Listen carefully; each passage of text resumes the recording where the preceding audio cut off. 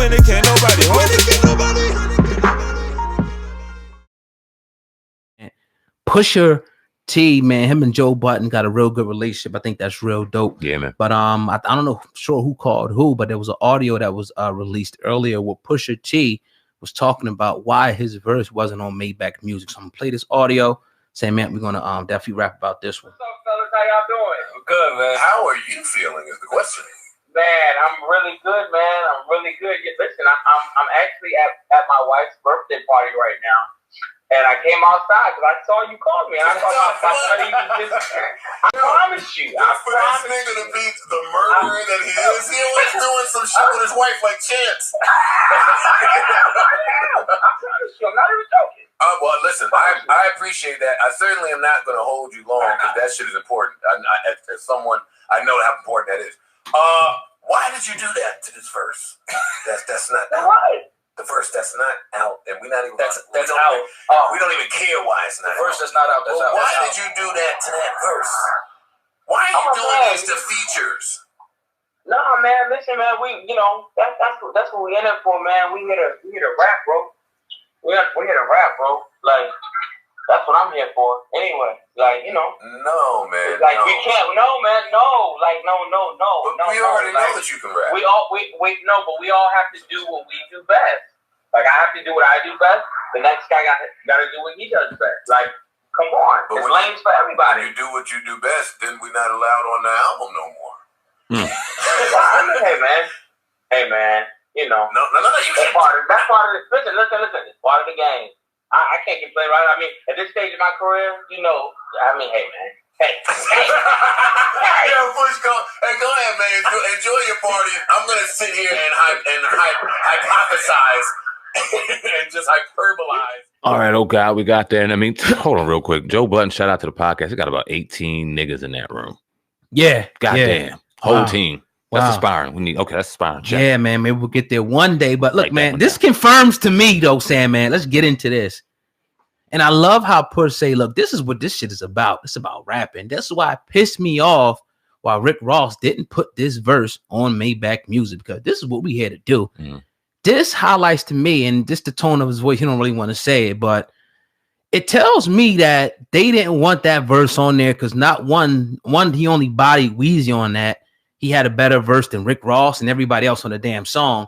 And they didn't want him on there because obviously the relationships he got with Drake, Wayne, and whatnot. He didn't want to damage that relationship and shit. Fuck it. Who knows? Maybe Drake was like, nah, man, I ain't really even feeling that, putting that on there, because when you listen to the verse, he totally dissected the whole thing. And I have to say this on camera in front of everybody. When you ask me saying, man, who I think would have a better verse when we got wind of them possibly being on Rick Ross's Port of Miami, you know what I'm saying? Two, I said that Weezy might body him. I might play that shit. Yeah, and I'm gonna say I apologize for that, but Pusha T's that motherfucking dude. Ain't nobody fucking with Pusha T. And I apologize for ever going against Pusha T, because his tone of voice confirmed to me that somebody had that song pulled because he bodied all them cats. That's how I put it like that. Well, when the album dropped, he immediately gave it and saluted it, dropped it on his IG. You know what I mean? As people were getting wind of it not going, I think it happened the night before, and a couple of nights before, people knew that the verse was scrapped. After we got so much hype and so much wind about it, got us really excited about the album. Hearing these two, because how it was articulated and how it was painted up for you was, okay, you got Ross in the middle refereeing two dudes that don't like each other, who are very respecting in the game lyrically, and gonna go at it and hash shit out in a song, in a body of work. Dope. I can't wait to hear that shit. And so different. First off, the song was cool. Let's talk about Wayne's verse real quick, because I've been one to give Wayne criticism, right? And I think I know why now. I think I know why. He leaned out. This ain't the same fucking Wayne. Yeah. That we're used to and know and love. Now, we remember the Carter 1, 2, 3, 4, and 5, and they had a poll today on Instagram of rating your top Carter albums. And obviously 2 was on the top of the list. I think 2 is my favorite, followed by 1 or 3. Then you got 4 or 5 being the last. And I think that that's just very telling, because that tells you just a lot of people, because he's so great and he was so great, they want to give him respect, but not understanding that this ain't the same Wayne. He can saying Lil Wayne fell off? Yeah. This ain't the same Wayne that we're used to. Like, he can still rap his ass off. but it's different. And this right here, that verse, that wasn't going to do shit if it was up against how it was painted against Pusha T's verse. Now, a lot of people are going to say, oh, fuck Push. Y'all give him too credit. Y'all dick right. Fight us. Pusha T right now is on a real dope run right now where he's killing every feature he's on. And I said the same thing about Drake, which is kind of ironic. He's on every feature that he's on. It's winning. It's a banger. Them two are kind of doing the same things, but in different ways. Pusha T is really just raising the bar with rap. You got to rap because I'm coming with bars. And if you don't like them, come with better bars. Yeah. I love that shit. I love it. I'm like, that's what he came out and said, look, this is what we supposed to do. We post, I'm giving you everything I got. That's like if we went on a song together for whatever reason and you know, it was a battle or whatever, we giving the best that we got with that particular verse.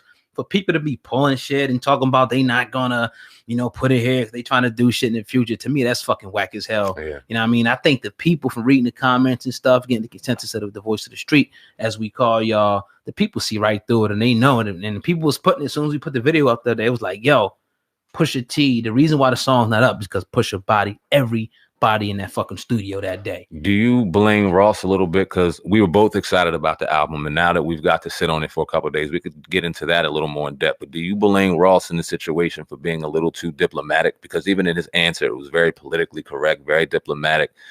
Said it wasn't the right time, but even listening to the verse and then compared to Wayne's verse, I mean, the right time for what? A TKO, first 30 seconds of the fight? Like, I mean, you gonna let your man get bodied, Sam, man? Would you let your man get bodied if you know it was something like you ain't gonna put his shit on? Pusha ain't your man too. That's your man too. So I mean, you got to get out of it. If look, listen, you my cousin, I love you. That's real. If you had a legitimate beef with somebody that I was cool with, and you two are men, and you guys had to fight, I'm backing out and I'm watching. No one else is getting involved. You guys got to fight that shit out. Now, when it gets out of hand on both ways, then it's my responsibility to step in, TKO. Maybe it did get out of hand with Pusha T's verse. So you said he TK'd over before the fight even fucking started? They heard that shit, was like, nah, that shit ain't coming out. That's what happened. That's what happened. That's what had to happen. Yeah, so it was like, nah. You saying he TK'd on him before the fight? Hell yeah, it's obvious what happened, man. We tired of sugarcoating shit. This is what happened. Nobody cares about the future. Getting Kanye and all them on the song. Fuck that. We wanted to hear Pusha against Lil Wayne, Rick Ross refereeing that shit. This is how it was promoted. This is what the people wanted to see. When it didn't happen, people started copping pleas. We seen the top list start coming out last week, and it had a good steam. It's forgotten about now. And we look at who our top rappers are all time right now. Obviously, you got our top, our Mount Rushmore list that we always go and run on, and people debate it or whatever. Talking about Pusha T and what kind of run he's on right now, you think of a couple other artists that when they're on features or when they do things, they just set the bar different. Who's your favorite artist that you could think of right now? I don't know. Obviously, Jay-Z sits on your Mount Rushmore at one, but Jay-Z ain't put out an album in a couple of years. Jay-Z don't count right now. Who are your favorite crop of rappers right now that you can give some homage to or give a little light on right now? Like J. Cole. I really like 21 Savage, man. Word. To really be honest with everybody out there. Who else do I like out there? I had to put Jay-Z up there, but you already know. No. Not right now. Yeah, obviously not right now. But why would you put him up there even now? Because you still listen to him like consistent? Yeah, but I mean, I get what you're saying though. So I'll move forward. I would say Rick Ross, definitely one. Meek, you know what I'm saying? It's probably right there at the top. You know what I'm saying? And then it will be Nipsey. Obviously, he passed on, but yeah, those are the people right now that I'm really vibing with real hard. You know what I'm saying? Right now. You said 21 Savage, and that's kind of one of the rappers that kind of stand out amongst the crop that you named because we're East Coast sounding. Those flows and of the rappers that you named, that makes sense to be in your top. But 21 Savage doesn't. Surprising to me. Very, very. I mean, I'm pleased by that, right? Because we're starting to dive into different genres. But before I give mine, why 21 Savage? I like his music, man. And I just like, his cadence and everything. I just think he stands out, from the crowd. I think he has a lot of potential to really develop into something that few rappers do. Like real talk, I think that he will. And it's just different, man. I could fucking vibe with the shit. Yeah, man. I can even throw Kodak in there, just, listening to his stuff more and more. But like 21 Savage, when he comes through, I'm really digging his shit. Real talk. I hear you on that. Now, he's not in my top list, but I definitely respect that.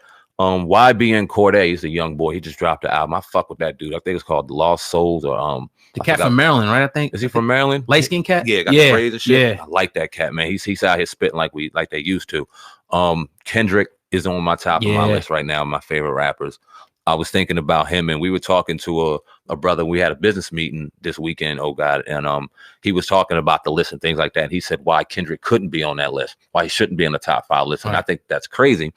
And we couldn't wait or we could debate about it one day. Probably will soon. But I think you have to put Kendrick at the top, definitely top fucking 10. Now, where you want to place him in top 10 is up to you. Definitely but top 5. When he's in my top 5. Yeah.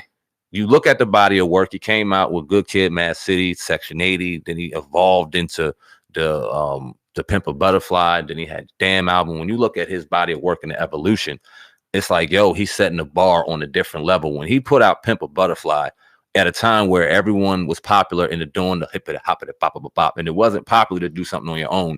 And when everyone thought of seeing a Kendrick album dropping and people were excited about it, then he gave them that. It was like, yo, what the fuck? People didn't understand it at first. Right. But as it went on and as it evolved, they appreciated for the art that it was.